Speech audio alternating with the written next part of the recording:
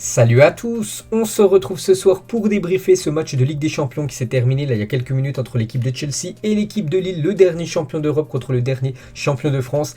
Et il n'y a pas de surprise, Lille s'est incliné 2-0 en Angleterre ce soir. Donc Chelsea, c'est un but de Kai Havertz et un but de Christian Pulisic. Donc je pense, côté lillois, il y aura d'énormes regrets. Là, je pense dans les prochaines minutes, ils sont dans le vestiaire, je pense, ils sont en train de repenser au match. Et ils savent comme qu'ils ont fait une belle partie malgré ce score de 2-0. Je pense que Lille aurait pu accrocher au moins le match nul, ce qui aurait été de bon augure avant le match retour, parce que là ça sera compliqué du côté du stade Pierre-Mauroy, donc bien sûr il y aura le public pour eux. Mais voilà, il va falloir au minimum marquer 2 buts d'écart pour aller potentiellement en prolongation contre cette équipe de Chelsea. Donc voilà, il faudra faire le taf au match retour et ça semble très très compliqué. C'est dommage parce que si on regarde quand même les stats du match, regardez les stats les gars de cette partie, on peut voir voilà que bon, niveau possession c'est du kiff-kiff, quasiment 50% pour les deux équipes, mais niveau tir, 8 tirs pour Chelsea, 4 tirs cadrés, 2 buts, alors que Lille les gars c'est quand même 15 tirs, ils ont quand même fait 15 frappes contre l'équipe de Chelsea normalement qui concède très peu de frappes. Bon après sur les 15 frappes il y a eu seulement que 2 tirs cadrés, donc voilà c'est compliqué à marquer quand tu cadres pas, et voilà c'est ce qui a pêché on peut dire sur le tableau d'affichage. Il faut être plus efficace côté lillois, beaucoup de frappes hors cadre, en plus déjà que Chelsea a un énorme gardien avec Edouard Mendy. Si tu ne cadres pas, voilà, il y a très peu de chances que tu marques, donc c'est dommage, il y avait la place ce soir vraiment, je pense voilà vraiment qu'ils ont fait une belle partie, ils étaient à la hauteur tout simplement de ce match de Ligue des Champions. Après peut-être c'est l'expérience qu'a joué, parce qu'on sait que Chelsea a beaucoup plus d'expérience en Ligue des Champions que l'équipe de Lille. N'oubliez pas que Chelsea a remporté là il y a quelques mois la Champions League en battant quand même des équipes comme le Real Madrid en demi-finale, ou même l'équipe de Manchester City qui était ultra favorite pour la finale. Donc voilà, c'est un sacré morceau cette équipe des Blues. Donc dommage pour cette équipe de Lille, il y avait la place les gars, il y a des joueurs qui ont été vraiment à la hauteur de l'événement. Je pense à Renato Sanchez qui a fait de nouveau une très grosse partie, surtout une grosse première mi-temps pour le joueur portugais. Après voilà, le Chelsea on sait qu'ils sont redoutables en contre-attaque. Je pense au deuxième but, cette contre-attaque rapide de N'Golo Kanté après qu'a servi Christian Pulisic. Voilà, c'est le haut niveau bien sûr. Là c'est pas du championnat français, on sait que déjà Lille galère un petit peu cette saison en Ligue 1. Donc Chelsea c'est le top les gars, c'est l'une des meilleures équipes au monde. Donc voilà, ça a payé côté Blues, et ça a été sanctionné côté Lille un petit peu de ses erreurs. Rien que sur le premier but aussi, le premier but pris par les Lillois, je crois c'était au bout de combien, 8 minutes de jeu, c'est un corner. Comment dire, Kai Havertz, qui est pourtant pas un jeu réputé pour marquer des buts de la tête, donc il s'est retrouvé tout seul devant Jardim, donc il a fait une tête piquée qui est partie en pleine lucarne. Normalement il faut le prendre, là c'est des erreurs de débutant de laisser un joueur en pleine surface, surtout dans un match élimination directe de Ligue des Champions contre une grande équipe comme Chelsea. Voilà, tu le payes cash, et ils l'ont payé cash. Donc voilà les gars, c'est ce qu'il y avait à retenir ce soir. Bon après il y a eu des bonnes séquences côté lillois, il n'y a pas tout acheté quand même, parce que Lille pour moi a fait vraiment une belle partie. Ils auraient pu accrocher ce match nul qui aurait été de bon augure avant ce match retour, mais là voilà, c'est compliqué. Heureusement que le but à l'extérieur ne compte plus, parce que la 2-0 ça aurait été compliqué de jouer ce match à domicile sans prendre de but, parce que je vois Chelsea déjà marqué au match retour, donc il aurait fallu marquer encore plus de buts pour l'équipe de Lille pour potentiellement aller plus loin dans la compétition. Donc voilà les gars, c'est plutôt logique quand même cette victoire de Chelsea. Moi je l'avais prédit, Chelsea vainqueur, et ça a été véridique ce soir. Et on va noter du coup comme d'habitude, deux parties. Première partie, on parle rapidement du match. Deuxième partie, on note une équipe. Donc là, je vais noter bien sûr l'équipe de Lille. Donc c'est rare que je note Lille, les gars. Donc on va commencer tout d'abord avec le gardien Jardim, le gardien qui remplace Grbić. Grbić, depuis qu'il a fait son match catastrophique contre le Paris Saint-Germain, il a obtenu une note de 1 sur 10 comme dans le journal de l'équipe. Donc comment dire, Gourvenec a changé tout simplement Grbić, il a mis Jardim. Donc pour son match ce soir, juste regarder vite fait, je me souviens plus des tirs de Chelsea. Donc Chelsea c'est 8 tirs, 4 tirs cadré, 2 buts, ok.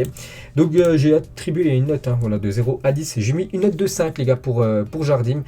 C'est vrai qu'il encaisse 2 buts, mais Chelsea aurait pu marquer un ou voire deux buts de plus s'il n'aurait pas été décisif. Jardim, je pense à la frappe de Kai Havertz en tout début de match aussi, un roulé du pied gauche, il a bien détourné. Sinon bon, les deux buts, le premier but il ne peut absolument rien, vu que je vous ai dit c'est un but sur corner. Les défenseurs lillois ne suivent pas Kai Havertz, donc c'est impossible pour n'importe quel gardien au monde d'arrêter le premier but. Le deuxième, bon, c'est un face à face avec Pulisic, il arrive face à face, il lui fait un petit piqué, voilà, il y a but. C'est dommage, j'ai attribué comme une note de 5 les gars, c'est un match moyen de sa part malgré les 2 buts encaissés. On passe à Diallo. Donc ce joueur déjà, il joue pas son poste, hein. Diallo les gars, c'est plus normalement un défenseur dans l'axe. Là il joue côté gauche, pourquoi? Parce que Reinildo, l'ancien défenseur gauche, vous savez, il a été transféré du côté de l'Atlético Madrid lors du dernier mercato hivernal. C'est pour ça quand même que Lille, c'est vraiment... perdu comme du très très lourd lors du dernier mercato. Je pense à Reinildo, je pense aussi à l'attaquant Iconé, hein, qui est parti du côté de la Fiorentina. Donc ils sont affaiblis un petit peu. Donc là c'est Diallo qu'on peut dire qui a fait l'intérim côté gauche.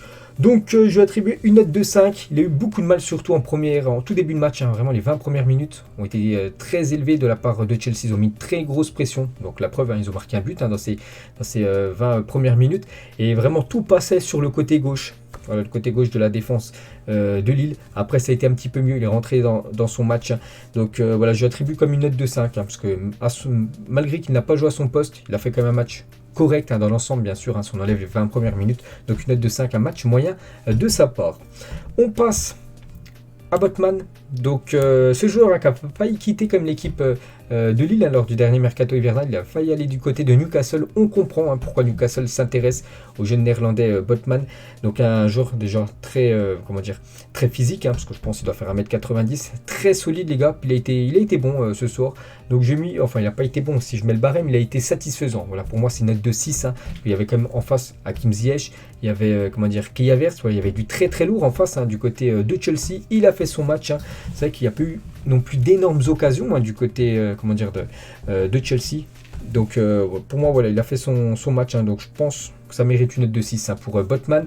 Et la même chose pour Fonte, ils n'ont pas pris l'eau, hein. Pourtant voilà, on pouvait s'attendre, voilà, que Chelsea ait plus de 30-40 frappes, peut-être pas 40, j'abuse, mais au moins 25 jusqu'à 30 frappes dans le match, hein.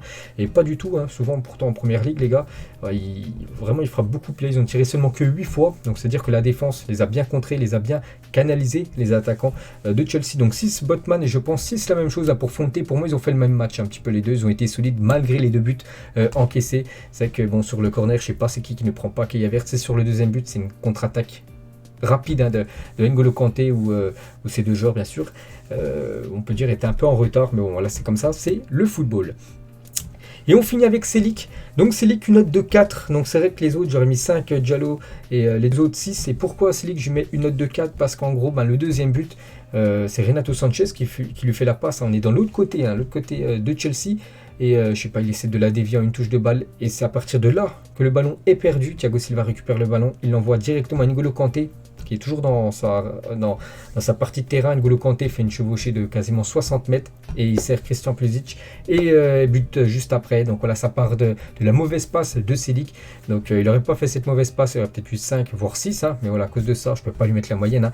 Donc un match insuffisant de sa part à cause de cette erreur, hein, qui coûte le deuxième but lillois. C'est dommage, hein, parce que sinon défensivement voilà, il a enlevé quand même pas mal des fois de situations chaudes, hein, surtout de la tête, mais voilà, à cause de ça les gars, ça coûte un but en Ligue des Champions, ça pardonne pas. Donc une note de 4, hein, je peux pas mettre la moyenne pour le joueur turc.